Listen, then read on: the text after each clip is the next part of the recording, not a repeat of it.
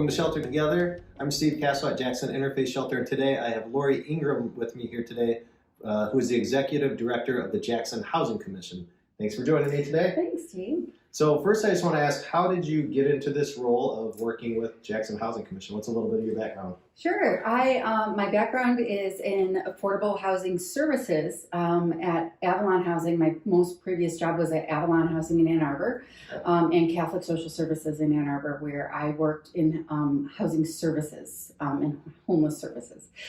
So I had programs there that focused on providing services for folks who were experiencing homelessness. So I had a food program. I did case management services. I did a program where we focused on folks who were utilizing emergency services or overutilizing emergency services. We provided them with housing and case management and helped them connect to appropriate medical care, primary and specialty care to meet their medical needs after they were housed, to reduce their reliance on the emergency department, and focused care around that. And so I was there for several years before I came to Jackson, to the Housing Commission. It's a wide range of experience that I'm sure comes in really handy for what you do now. So can you just tell me a little bit, what is the Jackson Housing Commission for those that don't know much about it? What properties are under that umbrella? Is it actually under the city of Jackson? Is it a nonprofit? Is it a for-profit? Just tell us more about what is the Housing Commission. Sure. The Housing Commission is our own separate nonprofit. We are not a department of the city of Jackson. We have 3 properties, Reed Manor, Chalet Terrace, and Shahan Blackstone North. We have 540 units of affordable housing. Affordable housing is defined as housing meant to serve people at 30% or below of the area median income. The area median income in Jackson is about $13,000 per year, give or take a few dollars, for a single person, which is about $26,000 per year, give or take, for a family of 4 annually of income. So we serve a very low income population of people for 30%. That's the 30% AMI threshold. So as I said, we have about 550 units in the city of Jackson that we serve, and then we have about 500 Section 8 or housing choice vouchers that we have throughout the city, or throughout the county of Jackson. Our jurisdiction is the county of Jackson, and the very edge of Washtenaw County for our Section 8 vouchers as well. So for the Section 8 vouchers, which basically is most of the rent is paid for by state or federal government, right? Correct. And then a small portion is paid by the receiver of that voucher. So if you have 500 some units, are most of those filled by people with Section 8 vouchers, or does anybody stay at the Reed Manor, for instance, if they can pay whatever the rent is, and then you have other properties where vouchers are used? The Section 8 vouchers are completely separate than the subsidy for public housing. So our 3 properties, the subsidy for public housing is a subsidy paid on the unit by HUD separate from the voucher. So the Section 8 vouchers are a voucher that the subsidy is paid to a private landlord.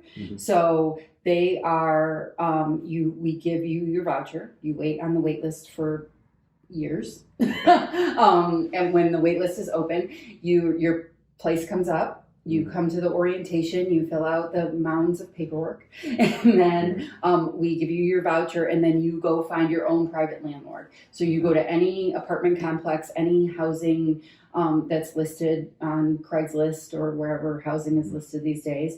You go to the landlord and you say, Steve, I want to rent your house, and I have a voucher. What happens then is your landlord has the inspection done. I sign the lease with you as my new private landlord. The Housing Commission then pays 70% of the rent. So if the rent's $1,000 a month, I pay you, Steve, $300 a month as the renter on the lease, and the Housing Commission pays you $700 a month as the subsidized portion of the rent. So it's completely separate from the public housing piece of the subsidized housing, which are the 3 properties that we own, is the Section 8 program, which then functions with the 500 vouchers out in the community. Okay. And is that, so if somebody gets into one of those housing and has that support, is that potentially indefinite for 20 years? Can they have that? Yep. But then if they get a job and they're making $200,000 a year, then I'm sure that would change things. Correct. You can income cap out of Section 8. Yes. Don't ask me what the income cap is for Section 8 because I don't know off the top of my head. But yes, if you meet the income cap, you have 6 months of what's called zero HAP. Okay. HAP is the housing assistance payment. Okay. That's the portion of your rent that the subsidy is. So once you reach the income cap, where you're not receiving any housing assistance anymore, where your rent assistance payment is zero, essentially, where we're not paying your landlord anything. Right. You keep your voucher for 6 months. Okay. Of zero assistance to make sure you don't lose your job or there's no change in your income or anything. After that 6 months where you're not actually receiving any assistance, but you keep your voucher, then your voucher terminates, and because you don't need it anymore, and your voucher can go to someone else. Yep. And so if I understood correctly, it scales up. So if the area median income 30% is $26,000 for a family of 4, if you're making $30,000, you get a bit of a reduced rate rather than just losing it if you make $1 extra a year kind of thing. Correct. Good. Yes. That's great. So another thing that you're a big part of is the Continuum of Care. I think some people might not know what is the Continuum of Care. So can you briefly hit on what's your role within the Continuum of Care, and what is that? Is that just a Jackson thing? Is that a national thing? Sure. So HUD mandates every community have a continuum of care, and the continuum of care is the body designated to each community to form, to spend and oversee the dollars that are given by HUD to communities to help end homelessness in their communities. So dollars that are given to communities for emergency solutions grants, for other types of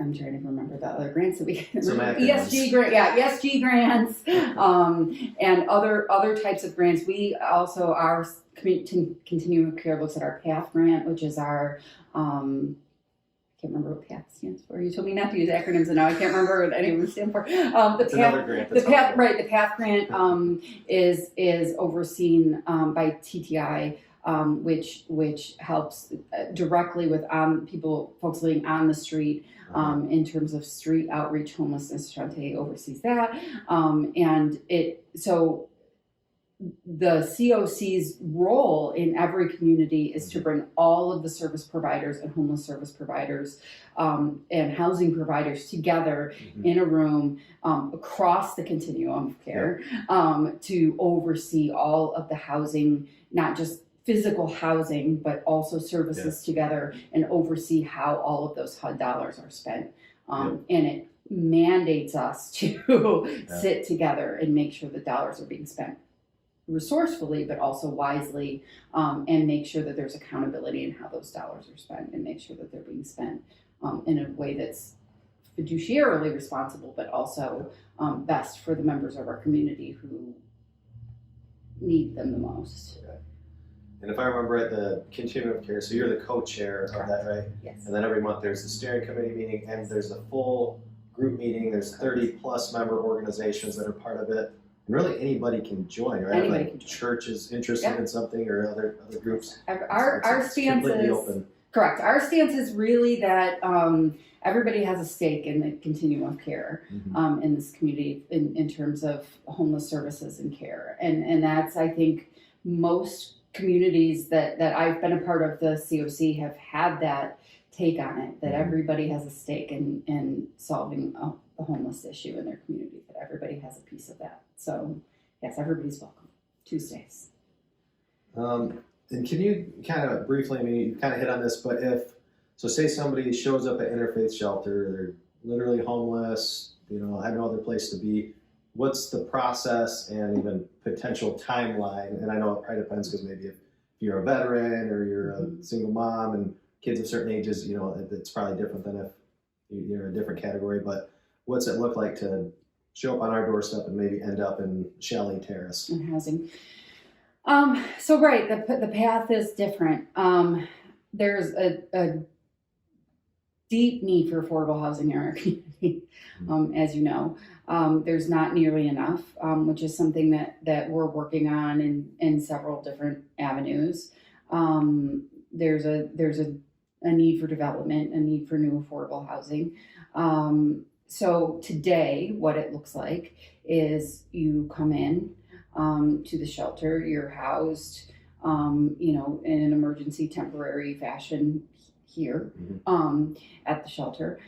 You fill out an application for the Housing Commission. You fill out hopefully an application through CAA for a Section 8 voucher or whatever through their housing programs that they're running.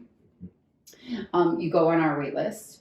Right now, we run through a series of preference points so that we are housing not on a first come first serve basis, but through a most in need basis. So we have our Section 8 wait list is closed, so we aren't taking names on our Section 8 wait list. It's because it's so full. Right. We open our Section 8 wait list about every 3 to 4 years. Okay.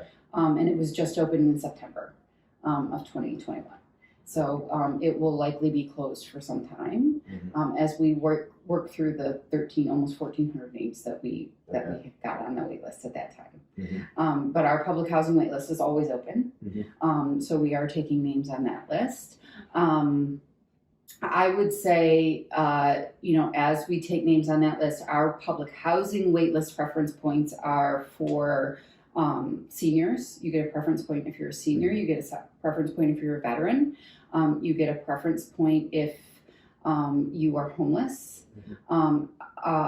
Our definition of homelessness is anybody who doesn't have a stable, predictable place to sleep at night.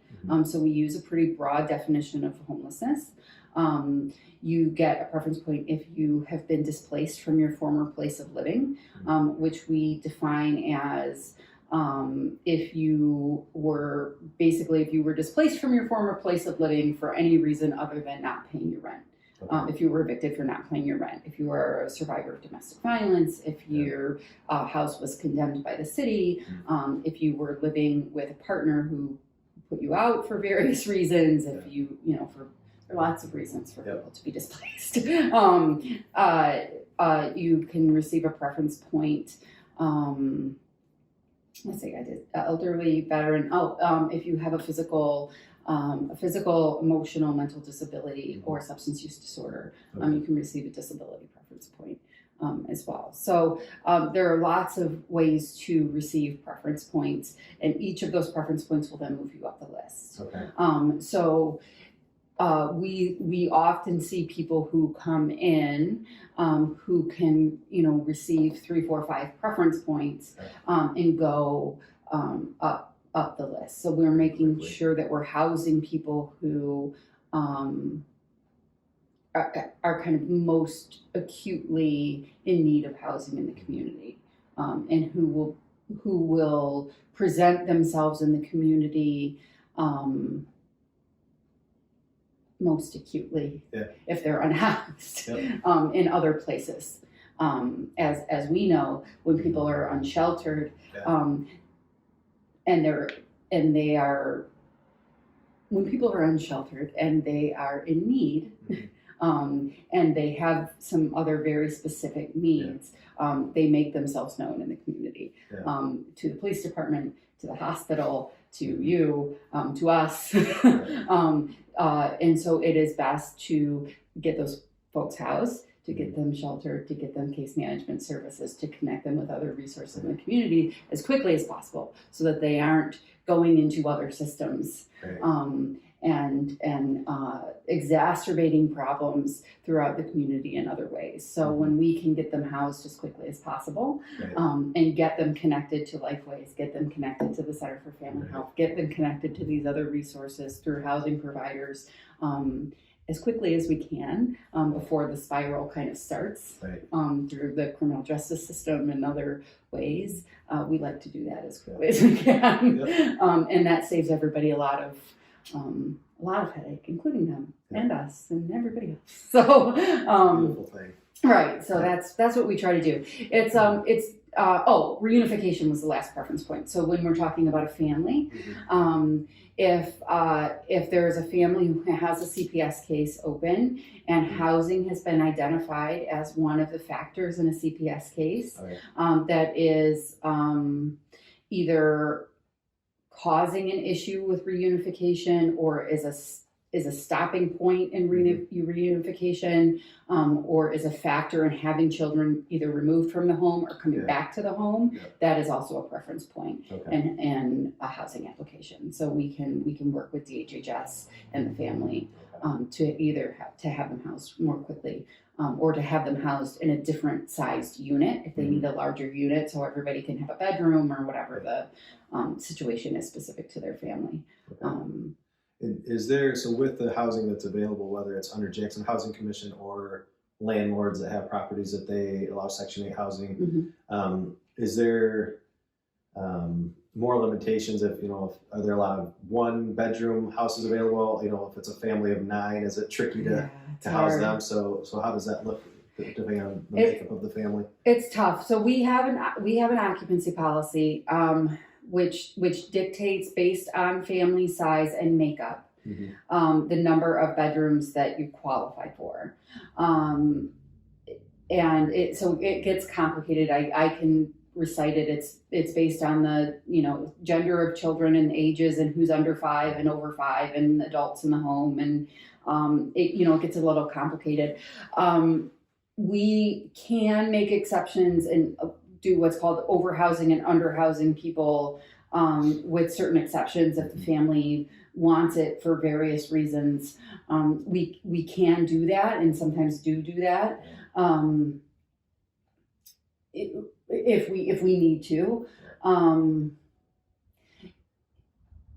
It's if it's in the best interest of the family, essentially. There are exceptions to those kinds of policies, and we like to do that when it makes sense for families. Our largest units are 5 bedrooms. Those units almost never turn over. So like if somebody's on the wait list that is a single person, does it take way longer to move up, or is it are you stuck for 3 years if you're a family? If you need a 5 bedroom, if you need a 5 bedroom, you're on the wait list for a long time.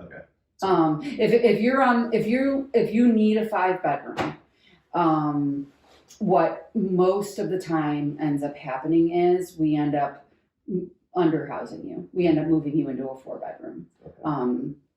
Because, which I'm sure they're still thrilled about, but it's right. They agree to take the 4 bedroom. We end up underhousing you, because once somebody's in a 5 bedroom, they don't want to go, right? Like you do anything to keep that 5 bedroom because you have a huge family and you want to keep it. You want to hang on to it, which I get, right? Like I have 4 kids. If I found a way to affordably be able to house all these kids, I would never want to let it go either. I get it. I'm very empathetic to that. So those units, they never turn over. And so we warn people about that. So if a family needs a 5 bedroom unit and then they're in there a long time and then there's actually now only one person living in it, then we do what's called right sizing. So we reevaluate every year when people recertify. You have to recertify every year. We reevaluate who's on the lease, who's got income, who's on the lease, who's still actually living there.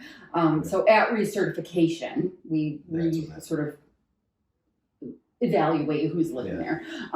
So at the point that not all of the people are still living in the home, we do what's called right sizing, and then kind of move around who's still there. So I recently saw, I know there have been some conversations about a grant that you submitted, and you got a very competitive grant. I think we were one of 8 cities in the nation that received this, and if I'm correct, it was $450,000 is the initial, and then the potential to get a lot more that you're hoping to move on. But can you just kind of educate us a bit on why did you apply for that, what's it for, and what did we? I'm wondering that myself these days, right? Because I'm like, why did I do this? So the Choice Neighborhood Grant. Yes, we. It was such a long shot. It really was. We applied for it So the Choice Neighborhood Initiative is a grant that HUD does, and it typically goes to bigger cities. So Las Vegas, Los Angeles were both awardees this year. The other two cities in Michigan who have gotten it in the past are Detroit and Flint.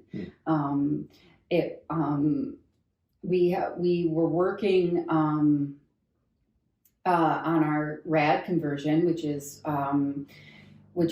part of our sort of financial and modernization conversion that we're working on to modernize our properties, which we've been working on over the last couple of years to do some redevelopment and modernization of all of our properties, yay.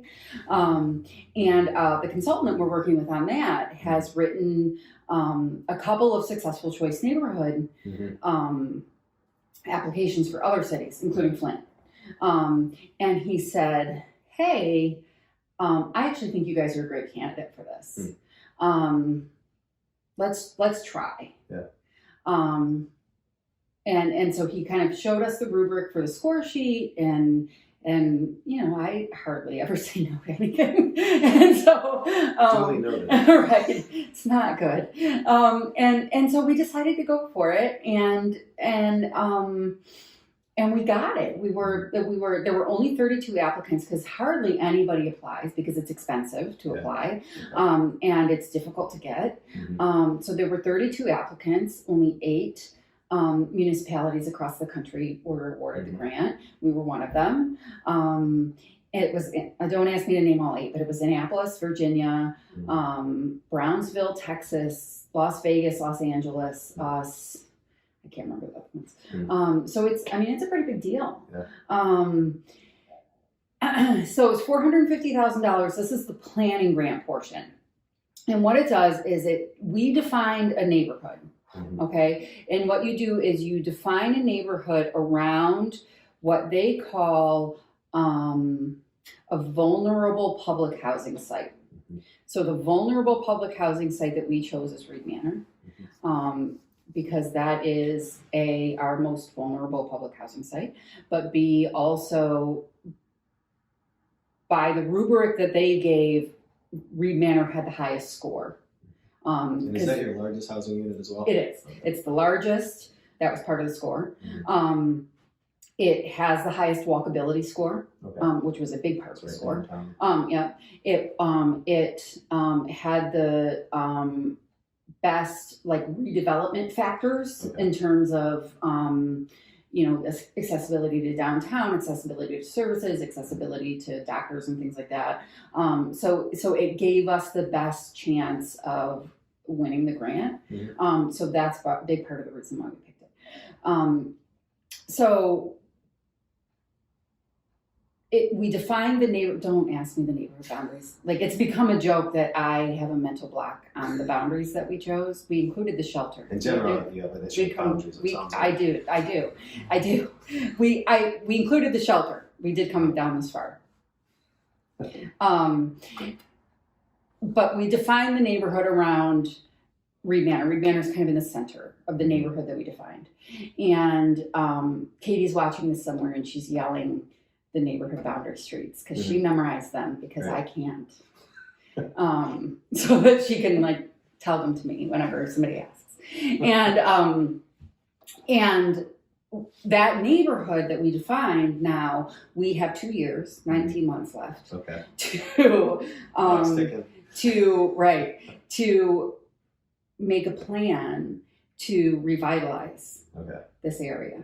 So the $450,000 isn't to actually do any work. It's to work with the neighborhood, the people, and the housing surrounding in this area to make a plan that if we, in 2 years, apply for the $50 million for the implementation grant, how we would use that $50 million to actually do the revitalization, not just of Reed Manor, but of the area surrounding it. Yep. So it's pretty amazing. It requires us to do a ton of neighborhood outreach and engagement, which is huge. Not just of our tenants, but of course of our tenants, but of everybody, of all of the neighbors and engagement, and it's pretty amazing, and we're very excited. We, as we did the kickoff calls with HUD, and we're not one of the hugest cities to get it. Right.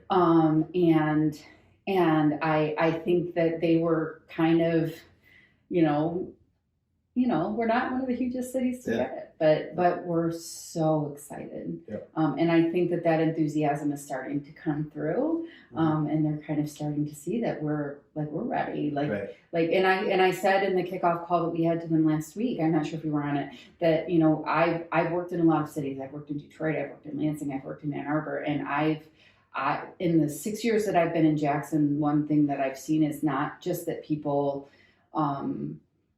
sit down and talk about getting work done, but that people really show up and are ready to do the work. And that I don't think this is going to be any different. People are ready to show up and do the work, and I'm excited to do that. And this has the potential to be just an unbelievably huge change maker for this community. Yeah, for a city this size, $50 million could be pretty transformative. It's a lot of money. So right. So that's great.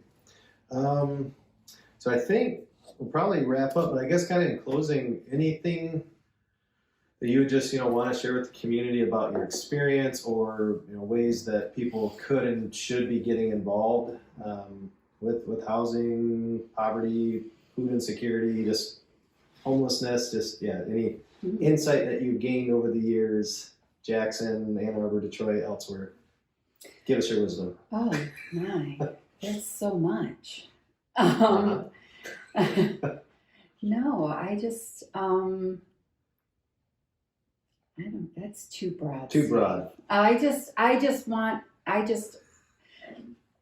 too much. I want world peace. I just want everybody to be kind and remember that people are out there and everybody's struggling. And to just remember that, everybody's having a bad day. And just be kind to people. I think that's a good way to sum it up. Be kind. Great. Well, thanks for taking the time. Thanks for the work that you do, and blessings as you work on this huge grant. Anything that we can be doing to partner, definitely let us know. All right. Thanks so much. Thank you.